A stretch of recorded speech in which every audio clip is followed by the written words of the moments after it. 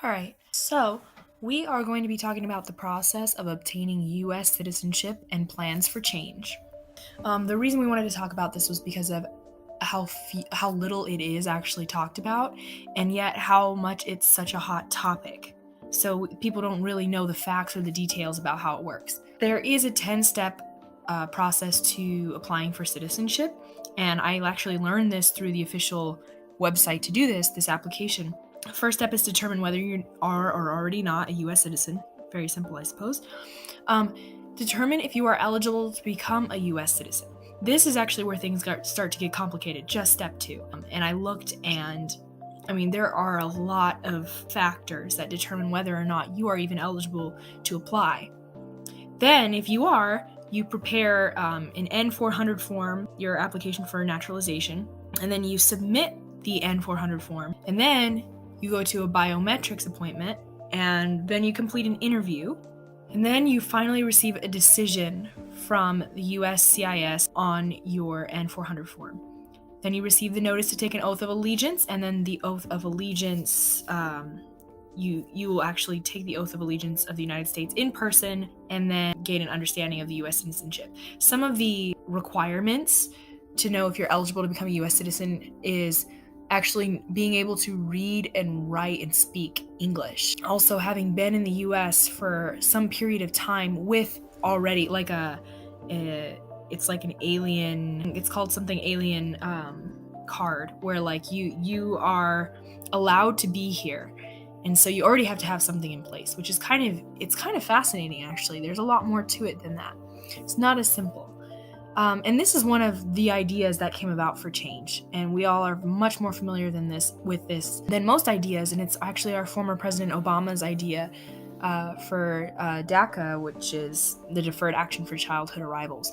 And then this provides a pseudo-citizenship for minors that were brought over here kind of involuntarily, but can receive what is like a citizenship for them, so that they're able to stay and kind of go on with their life. However, this didn't prove to be very concrete once the children actually grew up to be parents of their own. Our research for Mexican legislation was not easy, since there are not many associations related to Mexico helping immigrants to cross the border and get a U.S. citizenship. However, the United States has different offices here in Mexico, in which you are told the procedure of obtaining a citizenship in the United States. And if you fulfill all those requirements that they tell you once you ask for help, such as if you have a green card, if you're getting married with a U.S. citizen, or maybe you are already married with a U.S. citizen, if you have parents of the U.S. nationality, or if you were born in the U.S. If you have one of those requirements, then you can go to the next step of the 10 steps that Anisa already told.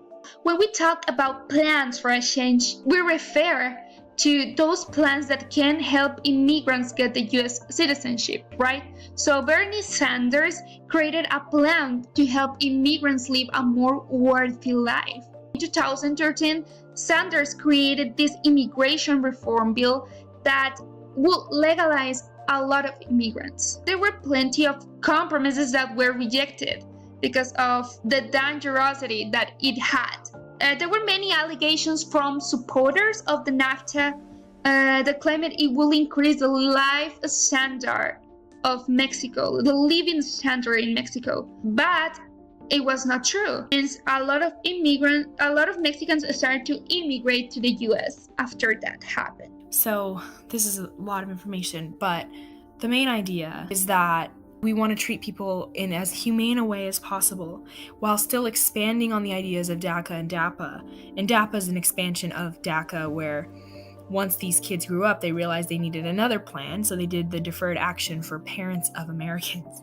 And so this offers like an incredible amount of benefits to, like the government's benefits to these people without them actually obtaining citizenship. Sanders has this plan for detention, which include for-profit detention and family detention, which is something very common for immigrants. Proposed budgets with small targeted enforcement make detention practices accountable. Different alternatives to detention guarantee due process, and in general, what Sanders wanted to do and to change was to establish a reasonable and fair way for citizenship, minimize financial penalties and fees, and the 3-year, 10-year, and permanent bars, provide expansive relief to dreamers, expand access to naturalization, and then connect integration with educational programs. Conclusion, though, the big concept that I found when I was researching this